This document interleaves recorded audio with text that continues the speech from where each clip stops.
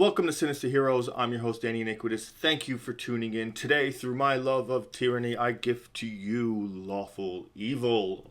Today, we're going to be talking about how to roleplay it, some tips that we use here, and just to give you a little bit of a broader understanding of what you can do in Lawful Evil. Again, this is a role-playing guide, so you don't have to take everything verbatim. You feel free to disagree or use it to just give yourself an idea to broaden your view of it, and hopefully through that create an even better view and understanding of how to play that particular alignment.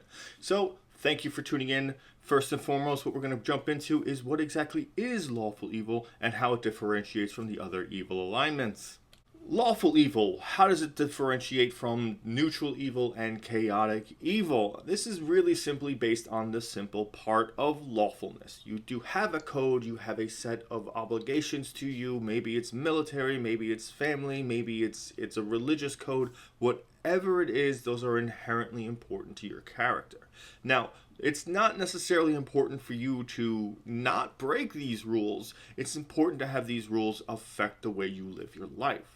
So what I really mean by this is a lawful evil character won't always follow their own set of rules, because in being evil, there's a certain grandeur of self that kind of alleviates you from certain responsibilities or necessities that the rest of us have to follow, like repercussions or consequences to our actions. Following the laws is more of a guideline than an actual necessity for a lawful evil character. It's more so enforcing those laws onto others and punishing them for breaking them. So this might be a little odd because you think lawful and think, all right, everything has to be by the book. But really, you have to know that the book exists and use that to formulate your ascension to power.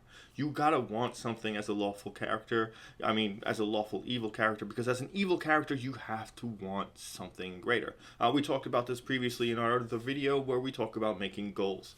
Now, an evil character really has to have a goal because you have to be always thinking ahead. You have to have this great view of things that you wish to accomplish that are far beyond what your station in life is. And what makes you evil isn't having that, it's the fact that you're willing to be incredibly brutal to get it. So when you're a lawful evil character, you have to still have that goal in mind, but you will punish all those who get in your way for it. And you will do so in such a grand nature that people might begin to fear you or understand that your strength is to be unquestioned.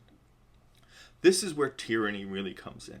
And tyranny is really almost tied beautifully to lawful evil. You want to be a tyrant. You want your will imposed onto others, but you need to follow your own set of rules or whatever these rules came from in order to get to that level of power.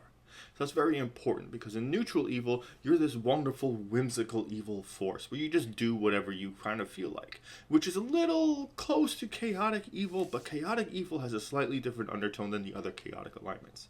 Because it's so focused on evil, chaotic evil is more so about destroying structures that exist. Not physical structures, like statutes of law and the columns on which an organization is built on, or things like that. It takes on a kind of a tone like that, and we'll explain that in a little bit more in detail. So if you hate me for it, don't, please just wait till you get to that video and then really let me have it. But it's important to understand that being lawful gives you this ability to play an easier version of an evil character, because you can set out these guidelines and that makes it easier for you to achieve what it is you're doing. So next up, we're going to talk a little bit, we're still going to dabble here and there about lawful and RP elements about that. But what we're going to get into now is building a character based around that and what that kind of means. Building a lawful evil character. How you get to make your characters is as different as your favorite color. There's a million different ways to do it, and lots of people have their own methodology behind it, which is great, awesome. What's important is that you include a few elements. First and foremost, again, you include your goal, whatever it is that your character desires or wants that's greater than themselves or a status that they hope to achieve. The second thing that's really important for you to build when you're building a lawful evil character is enforcing those tenets that make your character lawful. whatever that is. Really dig deep into who these people are in your character's lives and who their influences are and how that like affects you. Like you might have a father who's works for a noble closely, and the father envies that noble and wants to be that noble so much that he idolizes that noble. And now your character might think this appalling that someone that fathered you, who's this great, incredible being, because remember, you're a little selfish when you're evil. It's all about the self. Could be enamored by such a noble who ultimately treats him horribly.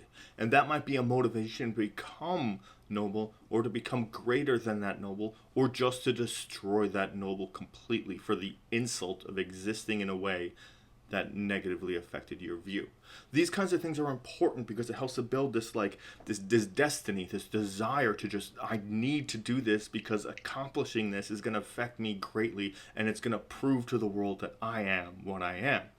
Find these elements wherever you can. Look, there's lots of stories, comic books, movies, all over the place that has these kinds of things. But the best thing about it is because you don't have to take this from an evil character's perspective. You can be built just like a good character and only hate the main bad guy for a very selfish reason. Maybe it's just because you want that power, because you can see what they're doing and you think they're squandering it, and you want to change that and use that, or just steal it from him and then make it yours, and then you can conquer. Those kinds of elements help really force this great foundation, a skeletal structure as to what your character is. Because you put that together with whatever background you choose, or maybe you do custom backgrounds, or maybe you avoid backgrounds altogether. But whatever it is that you choose as a background, and if you incorporate those things behind it, now you're sort of solidifying this need and this desire of a character who's focused on their own self-interest and has this desire to become greater than that, that thing that's in their way or that they hate so much, and you can force that into a way that attaches itself to the story. Because whatever it is, whatever new noble or whatever power structure you're trying to accomplish, or maybe you're trying to join the military and it's an evil general that's starting this whole thing, or it's an enemy that attacked your city, you can slowly start to accumulate these things, and as you accomplish one, you can replace it with the next threat. And keeping your mentality of being evil, you can help build that further. Like, yeah, you hate that noble, and then all of a sudden orcs sack the village, and the noble is killed, but you never got your revenge. And now you hate the orcs that attacked the village because they stole that from you. How dare they have the audacity to take your vengeance from you? And then you go after the orc, and then you find out something bigger orchestrated it. And now you're just fiending for revenge because you never had this opportunity to satiate what forced this desire in the first place. And you can keep building it. So that's how and it helps you build this character that's continuing to evolve with the story, that maintains its elements, its natural elements of who it is and what it wants, and it grows with the story. You can learn that, okay, now you killed this orc, but why would an orc follow something that's not another orc?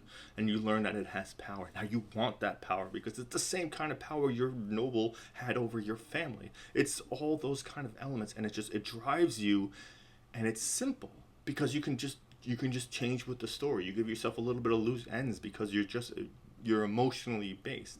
You kind of feel this fuel of just desire, just building and building and building, and then you're up to your neck and just want and envy and hatred, and those things beautifully work with complex characters that can be evil.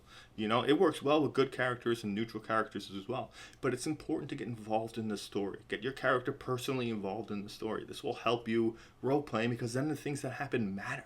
It's not just, okay, these are just inconsequential to what's going forward, so I'm just going to do it because it's in front of me. But now you're learning how to accumulate things. You want these things. You want this power. Maybe it's an artifact. And now you want that artifact.